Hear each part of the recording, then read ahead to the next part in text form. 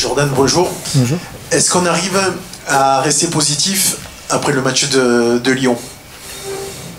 Honnêtement, il y avait de la frustration dans le vestiaire parce que je pense qu'on a fait le match qu'il fallait, on s'est créé des opportunités. Malheureusement, on ne s'est pas montré efficace offensivement et on encaisse ce but à la fin qui nous fait mal. Mais donc de la frustration dans un premier temps et après à tête reposée, on a la sensation d'avoir fait, comme je l'ai dit, ce qu'il fallait, un gros match où on a montré beaucoup de certitude, beaucoup de confiance, beaucoup d'envie et je pense qu'il faut se baser là-dessus pour bien commencer l'année à domicile dès dimanche. Mais en tout cas, on a montré un beau visage, on a su rivaliser avec une équipe qui joue le haut du tableau. Donc voilà, il y avait beaucoup de choses cohérentes le week-end dernier à confirmer tous les week-ends. En tout cas, c'est le discours que je me suis permis de tenir après le match. C'est si on arrive à reproduire ce genre de performance tous les week-ends, je pense qu'on sera récompensé de nos efforts.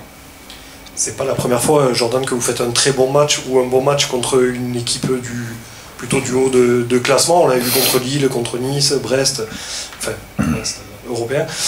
Comment le faire contre les petits ou contre les équipes du même championnat? Disons que c'est des matchs totalement différents où contre, entre guillemets, les grosses équipes du championnat, on a peut-être moins le ballon, on est plus amené à jouer sur les transitions, sur les contres et après, je ne sais pas quel match nous attend dimanche, mais peut-être que Angers va nous laisser le ballon, qu'il y aura un bloc bas. Donc c'est des matchs totalement avec des scénarios totalement différents, mais à nous de nous adapter. On le travaille aussi à l'entraînement, de faire des attaques placées, de chercher des combinaisons pour essayer de déstabiliser l'adversaire. Donc faut s'adapter à tout match tous les week-ends. Chaque week-end est différent. Donc voilà, j'espère qu'on va aussi réussir à être performant face à nos concurrents directs de ce championnat-là.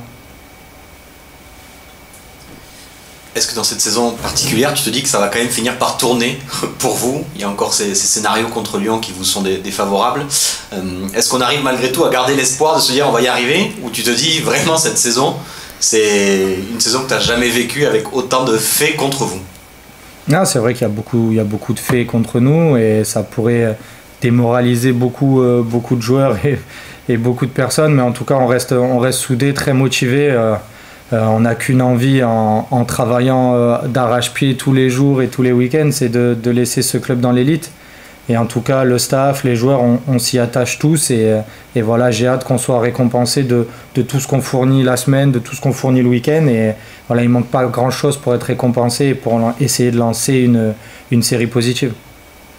Est-ce qu'il vous manque juste un petit déclic? Ça peut être ça? Non, je ne pense pas que ce soit un déclic, mais c'est un peu le facteur chance qui tourne en notre faveur.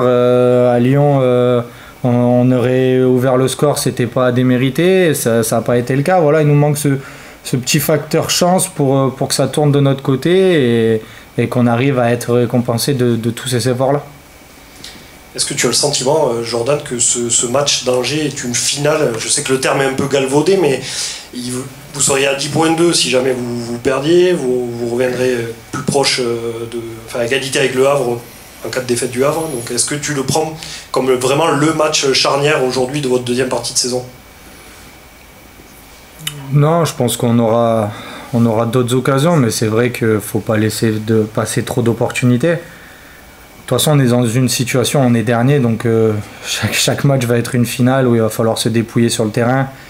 Et encore une fois, j'ai vraiment hâte pour ce groupe qu'il soit récompensé des efforts au quotidien, de tout le travail qu'on fait en plus, de tout ce qu'on monte sur le terrain. Et voilà, j'ai juste hâte pour mes coéquipiers, le staff et le club qu'on soit récompensé de tout ça. Mais c'est vrai que les opportunités vont nous manquer et il ne va pas falloir qu'on se manque.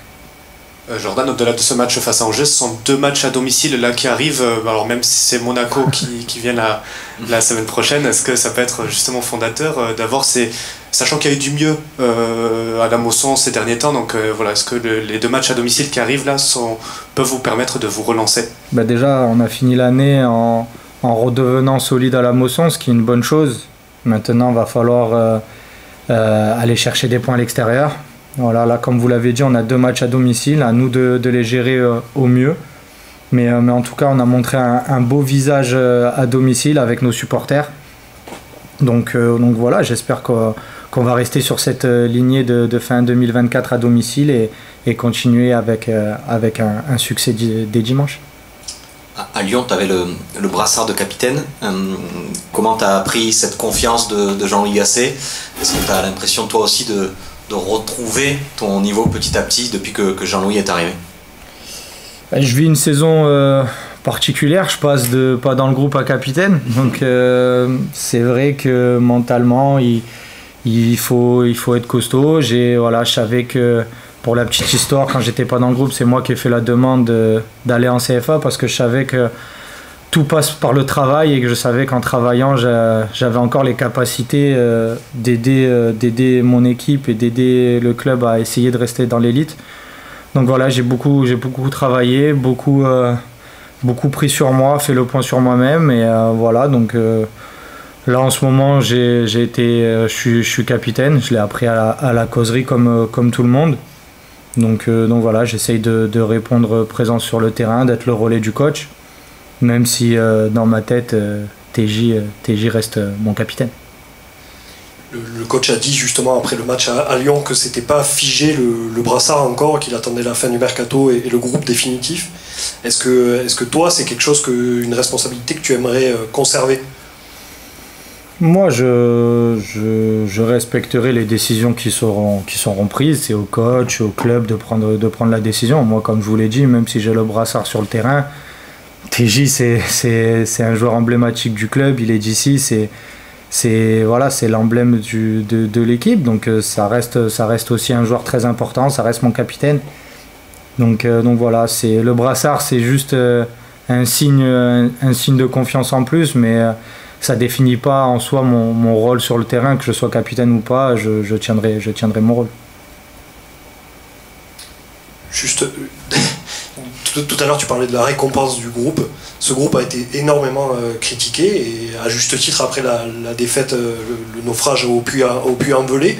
Est-ce que ça a touché votre orgueil, tout ce qui a été dit, les différents communiqués, les critiques, etc.